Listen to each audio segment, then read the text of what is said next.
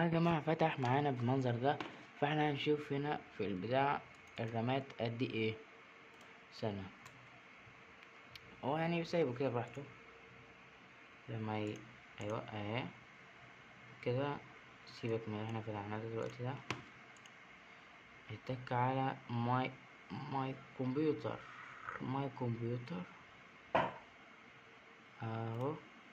اتك على كليك يمين ماشي عشان يقول لي عملتها وما نفعتش.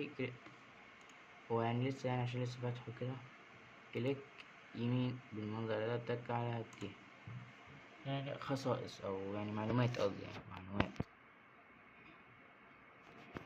بالمنظر ده كده. تفتح 8 جيجا رام اهو بالمنظر ده. 8 جيجا رام قدامكم اهي. 8 جيجا رام عشان تقولوا لي انا ما لعبتش في اي اعدادات. هي كانت قدامكم اهي، ركبت وكل حاجه.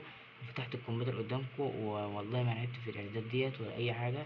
هو ده اسم المعالج التعبان بتاعي يعني، عشان لو حد قال لي عاوز اعرف المعالج بتاعك، هو ده اسم المعالج بتاعي. وكل حاجه عن كل الكمبيوتر والسي بي يو اقول لكم على كل حاجه.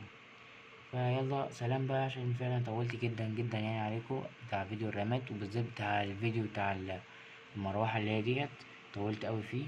بس هو يعني انا مقسمه على اتنين، مقسمه على فيديو بتاع المروحة التانية والمروحة دي، عشان متقولش يعني الفيديوهين مع بعض كده. انا اصلا محدش بيقول لي حاجة وكده يعني. يا جماعة اشتركوا بقى يا جماعة، انا غلبان. طب اضغط لايك بقى واشتراك. انا قلت لكم تركب الرامات ازاي اهو، وقلت لكم تركب الحاجات دي ازاي كلها، وهحكي حاجات تانية كتيرة وكل حاجة.